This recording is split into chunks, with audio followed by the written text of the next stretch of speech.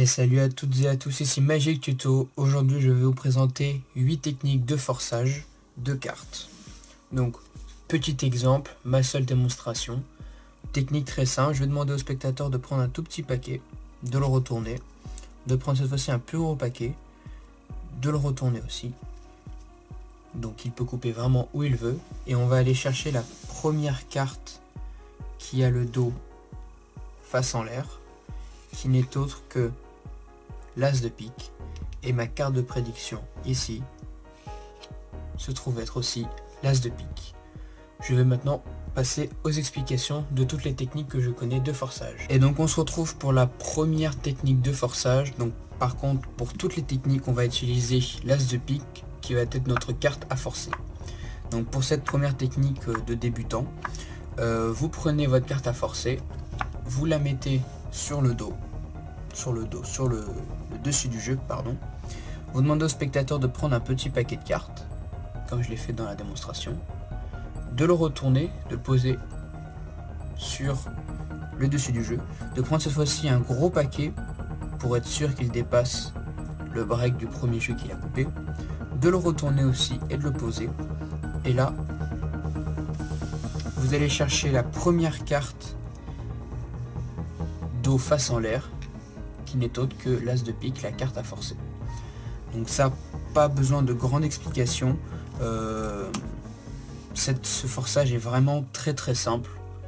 Moi personnellement je l'utilise jamais. On va maintenant passer au deuxième technique de forçage. Alors tout d'abord, voilà, je vais un peu zoomer. Donc je mets l'As de pique sur le dessus du paquet et je vais faire une levée double. Alors normalement j'ai fait un tutoriel sur comment faire une levée double. Donc vous faites choisir une carte au spectateur, n'importe où vraiment. Donc bien sûr ce n'est pas la carte que l'on veut, alors il faut surtout pas qu'il la retourne. Vous lui dites juste on va la mettre sur le dessus du paquet, et en fait vous allez juste vous faire une levée double comme ceci et montrer l'As de pique. Donc bien sûr pour le sortir, au moment où vous le sortez, vous faites ce mouvement là pour cacher le paquet, pour cacher la carte qui est retournée ici, donc comme ceci. Hop, très rapidement. Donc voilà, vous avez forcé votre carte. Je vais le refaire une fois. Hop, carte à forcer. Une carte choisie par un spectateur qui est mise sur le dessus du jeu. Donc on va tout de suite voir quelle était votre carte. Vous êtes tombé sur l'As de pique. Et voilà, vous avez forcé votre carte. Donc ça aussi, cette technique, je l'utilise pas très souvent parce qu'après je dois faire ça rapidement. C'est pas très naturel, puis en plus après faut que je remette cette carte, faut que je la retourne. Donc c'est un peu galère.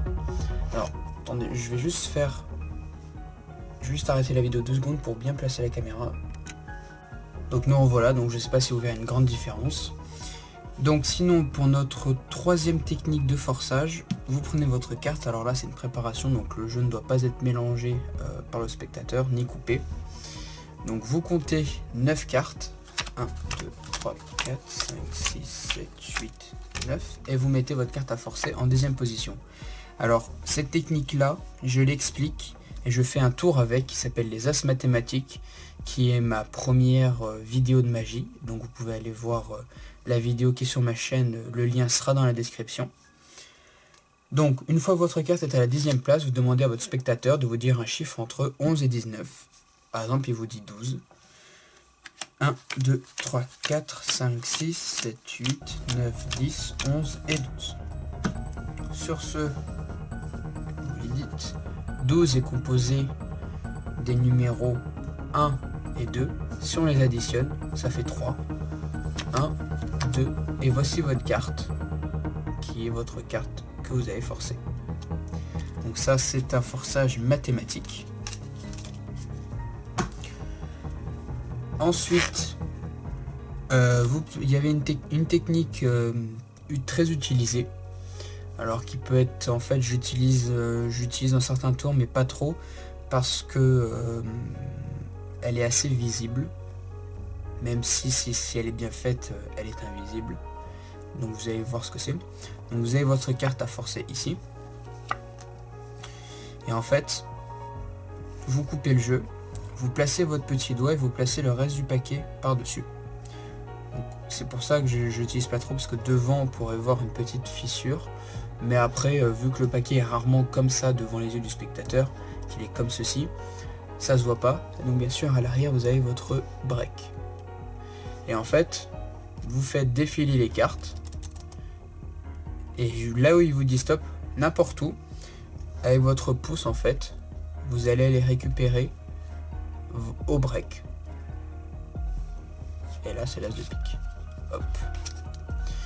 Donc ce qui peut arriver, c'est que ils vous disent stop trop tôt. Et alors là c'est très embêtant qu'ils vous disent stop très tôt. Alors ce que je conseille, c'est soit en fait de partir et de lui raconter une histoire et de lui dire pardon, j'ai perdu, où est-ce que vous m'avez dit stop.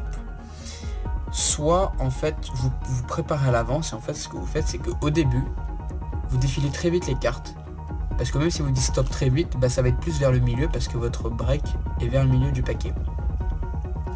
Donc au début vous allez très rapidement, et puis après vous ralentissez, parce que plus vous allez être lent, plus le spectateur va vouloir dire vite stop rapidement. Donc au début vous allez vite, puis après vous ralentissez, il vous dit stop, vous prenez avec votre pouce au break, et vous allez forcer votre carte. Après aussi, ce qui peut arriver, c'est que vous voyez que vous avez dépassé de trop loin votre break, et que ça serait trop visible si vous prenez. Parce que si vous dites stop là et que vous prenez ici, il verra une trop grosse épaisseur, donc il verra que vous avez forcé la carte.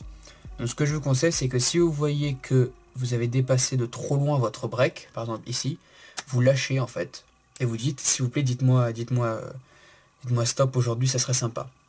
Et là vous recommencez, normalement il vous dira stop vers le milieu.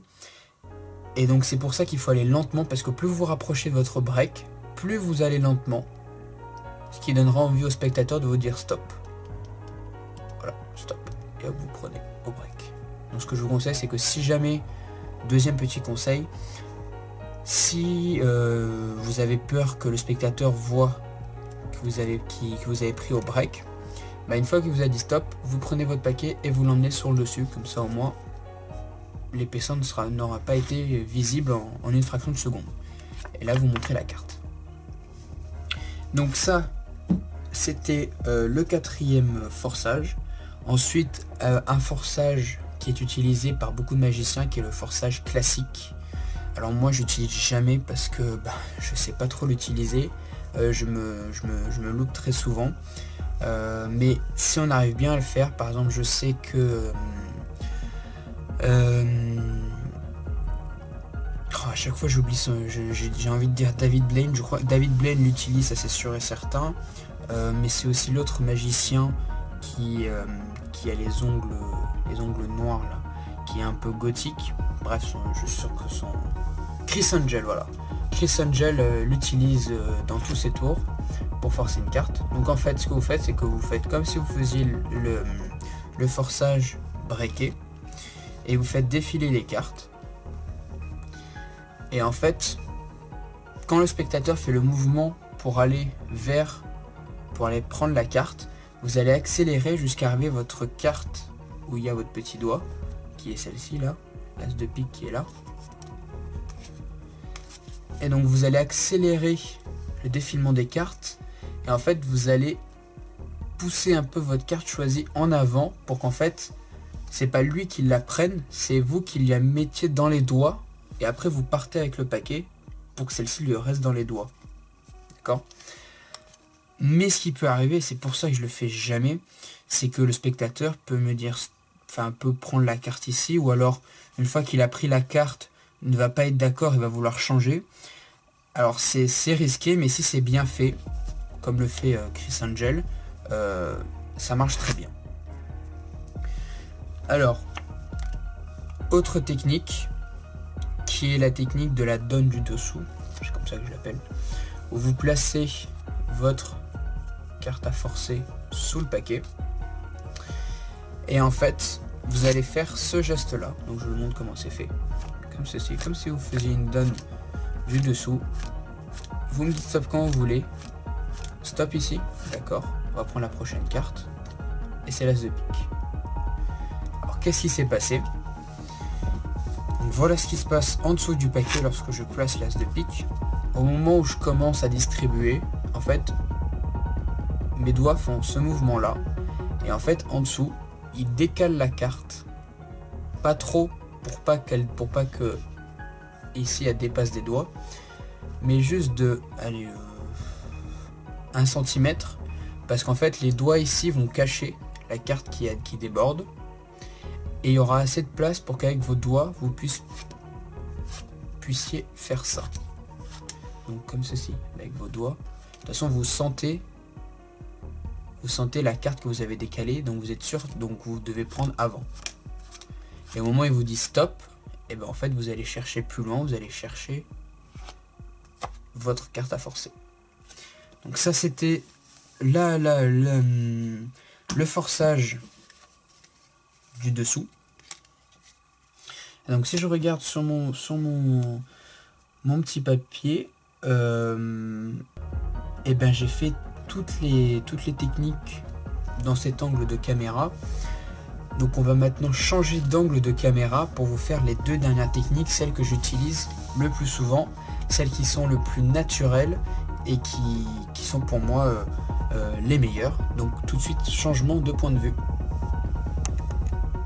Donc changement d'angle pour les 2 dernières techniques de forçage de cartes. Donc toujours avec notre as de pique, cette fois-ci on va le placer en dessous. Et on va faire le mélange, on va utiliser le mélange hindou. Donc vous allez tenir votre paquet dans cette position-là. Et avec votre majeur et votre pouce de la main gauche, donc si vous êtes droitier, vous le tenez comme ceci. Si vous êtes gaucher, vous tenez dans l'autre sens, de l'autre côté. Et en fait, vous allez faire ce geste-là, de glisser les cartes,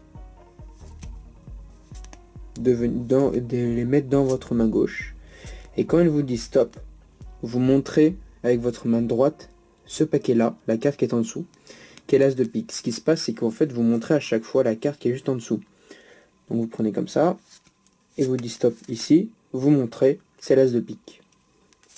À vitesse réelle, ça donne ça. Dites-moi stop, stop, hop.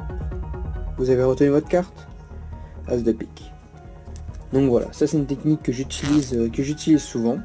Mais voici celle que j'utilise vraiment tout le temps et qui, si elle est bien faite, est vraiment invisible. Donc on garde notre as de pique. On va le mettre sur le dessus du paquet. Et en fait, on doit faire ce geste-là, habituel normalement, et la personne choisit une carte. Sauf qu'on doit influencer la carte, cette carte-là. Donc comment on fait? Donc l'as de pique sur le dessus. On prend le paquet en position de la donne et on met nos 3 doigts comme ceci. Ce qui fait que quand on fait défiler le paquet, au moment où il nous dit stop, on va venir chercher le paquet comme ça. Et nos doigts en fait vont agripper la première carte qui va venir. Donc, là, le paquet est un peu vieux, comme ceci, qui va venir se poser. Et là vous avez l'as de pique. Je refais. Vous tenez vos doigts, alors ne forcez pas trop comme j'ai fait, sinon il y a un gros paquet qui va venir. Juste besoin de poser vos doigts en fait dessus, automatiquement ça va le prendre. Stop ici, je prends, et hop, j'ai forcé. Alors moi ce que j'utilise, parce que ça peut faire un peu de bruit des fois, donc ce que je dis à la personne, c'est je dis voilà, je vais vous faire défiler les cartes, vous allez me dire stop quand vous voulez. Et il ne faudra pas mémoriser cette carte-là, il faudra mémoriser celle-ci, parce que celle-ci, je pourrais la voir, ça serait trop facile. Je fais le geste, et donc au moment où la carte va faire ce bruit-là, et ben en fait, je vais faire le geste comme ceci. Donc, vous allez voir, je fais, dites-moi stop. Ici, bon, bah alors on va pas mémoriser le 8 de pique, mais bien cette carte-là. Et là, on a l'as de pique. Et le bruit n'a pas été entendu parce que j'ai parlé. Donc, je recommence. J'ai placé ma carte à forcer sur le dessus. Dites-moi stop quand vous voulez. Ici, alors on va pas mémoriser cette carte-là, mais celle-ci, parce que celle-ci, ça serait trop facile. Je viens de la voir. Donc hop, je vous montre, c'est l'as de pique. Donc voilà, ça c'était toutes mes techniques de forçage que je connais. J'espère que vous trouverez celle qui vous plaît. Si vous avez aimé la vidéo, ben, mettez un like, abonnez-vous, mettez un petit commentaire, partagez cette vidéo sur vos réseaux sociaux pour le partager à vos amis. Et puis je vous dis à bientôt, et surtout n'oubliez pas de me suivre sur Twitter, le lien est dans la description. Allez, ciao! Shine.